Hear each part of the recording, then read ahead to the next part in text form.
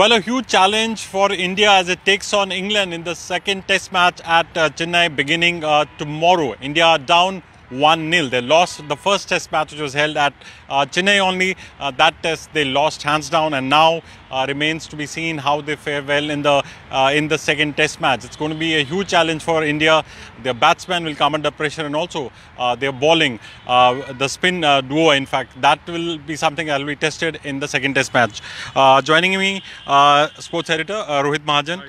Hi Rohit, second test match they already won down. Huge challenge for India. Of course, a big challenge, and it doesn't happen very often that India loses the first test in a series. So it's a huge challenge, especially with the World Test Championship. A spot in the final of that championship are for grabs in this series. India must win 2-1 or better, 2-1 or 3-1 to qualify for that match against New Zealand. So it's a huge challenge, and the most interesting part is that the wicket it seems that it's very different from the previous wicket. That was extremely flat for 2.5 days. It was so easy to bat on for 2 days for sure. But this seems it seems that it's going to turn from day one. So it's going to be a huge challenge for both teams, India as well. And toss again will be crucial. Exactly. The thumb rule is that in India, if you win the toss, you bat first, pile up 400, 500, 600 runs, and then try to bowl out the opposition 2 times. If India had won the toss in the first match, probably that fate would have befallen England. They probably would have lost that match in similar circumstances. And again, toss will be very important. And again, if India lose the toss, I wonder how they will cope in the 4th innings when they have to bat in the 4th innings. If it's really deteriorating very fast. Okay, now talking about the team composition, the likely 11 for India. Nadeem didn't really do well. There were other batting failures. So, your understanding of what the composition is going to be, who's going to come in, who's going to be out? I wonder about Rohit Sharma and Mayank Agarwal has been very good for India. But I suspect they will stick to Rohit for this match. And I suspect that, in fact, there won't be any significant change in this match. Maybe not even Nadeem. Akshar Patel might come in for Shahbaz Nadeem. We sorely missed Jadeja in the first match because apart from being a very good number 6 or 7 batsman, he's also a very accurate bowler who provides a great deal of control to the skipper, to the team, and that control could not be exercised by Washington Sundar or Nadeem. So I expect Akshar Patel, who was the first choice left-arm spinner for the previous game, though he got injured, he was the first choice left-arm spinner.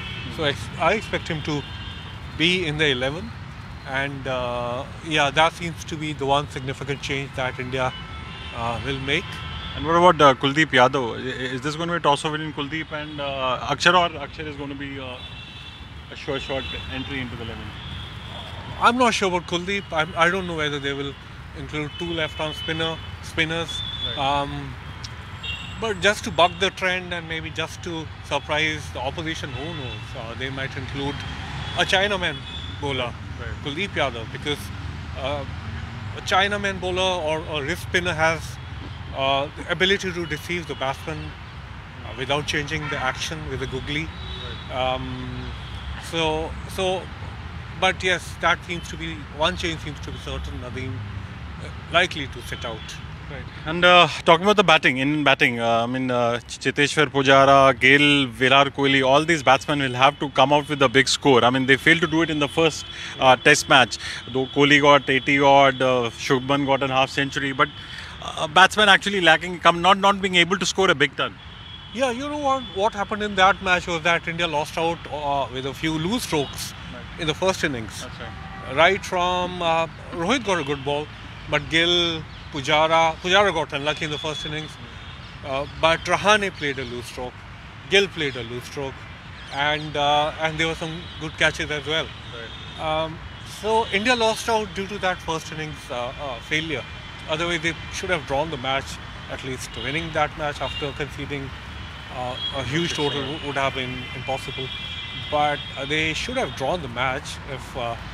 But all credit to England, they managed to bowl them out. But you're right. These are batsmen who cannot be touched. Right. They cannot be removed. Rahane was the captain who was so glorified in Australia, and he did play one very good knock. Kohli is the captain. Gill is there. Rohit, Rahane, Pujara. So top five, they cannot be touched. And then of course Pant as well. So I don't expect any change in the batting order. There's an interesting article written by an English cricketer talking about perhaps the pressure of this debate that who is a better captain, Rahane or Kohli.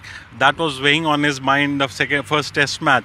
That's the reason in the first innings you saw a very subdued, non-aggressive Virat Kohli. Then he changed track in the second innings. How far is this, so much of debate around this captaincy? You cannot be so violently aggressive when you are conceding 600 runs, when your bowlers are looking helpless, and they are not even beating the bat.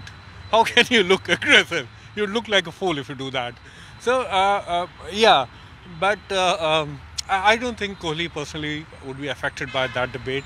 I mean, he, being a great cricketer, he does have a huge ego as a player, which every great player needs to have, to know his personality, that I'm this player and I need to perform to such level. But in terms of captaincy, I don't think that's the case. That we've seen vis-a-vis the Dhoni case in one-day internationals. For instance, at the World Cup 2 years ago, 1.5 years ago, Kohli had no qualms about leaving Dhoni to do everything on the field, and he was fielding on the boundary many times. I don't think that's a huge issue with him. I think he'd be happy with with India's wins. I don't think that. I mean, he's naturally aggressive on the field. I don't think that he would change that behavior. Also, talking about the batsman, talking about Ajinkya Rahane, he's not been scoring runs. Would that be a concern for the Indian team? Of course. He got that century in Melbourne, which India won, and from a difficult situation, he was dropped. I think 2-3 times in that innings, but that happens with the best of players. But after that, he has been. He's this sort of a character whose body language is not really aggressive, who doesn't seem to be very confident, even after scoring a century. Maybe that's a good thing about him. We have praised him for being so calm under any situation. And after the test match and after the Brisbane test match, everybody praised him for his calmness and his handing out a signed jersey to Nathan Lyon. So this kind of character. But personally, I would be happier if his body language while he came to the crease was more positive and more aggressive. But can't really fault him for, you can't be everything. Okay, and also England facing this huge problem of injuries. Anderson and Archer both out of the second test match. It's going to be a huge blow to England. I mean, these were the bowlers who really, took a shot at me. Yes. The fact is that they figured out that the pitch is going to turn from day one.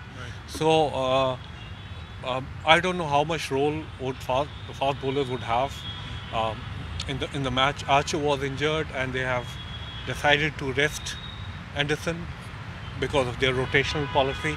And the man who comes in, and a couple of guys who are likely to play, Broad is a very fine bowler, and so is Chris Wokes.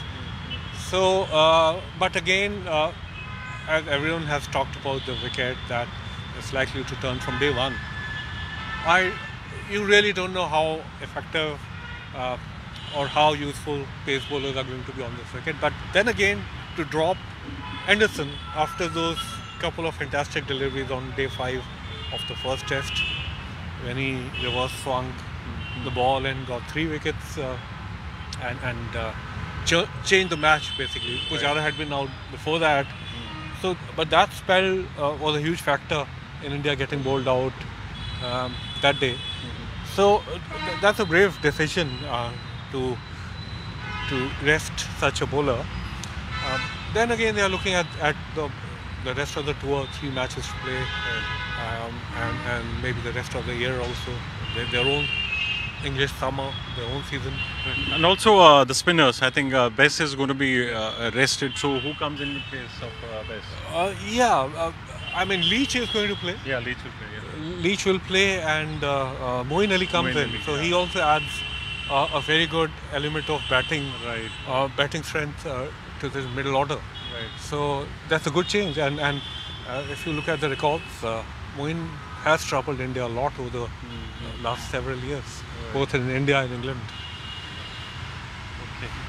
Thank you so much, Rohit. So there you have all set for the second test match. India down 1-0. As we mentioned, it's going to be an important test match in the context of the World Cricket Championship, because if India were to lose the second test match, they're going to face a huge task of qualifying for the finals. So this is going to be a very crucial test match for India. We'll provide you all the updates on the second test match. It begins in Chennai from tomorrow. We'll have post-match analysis every day for the next 5 days. You can also log on to our website tribuneindia.com for all the cricket updates, and also on our other social media platforms like Twitter, Facebook and Instagram. Meanwhile, thanks for watching.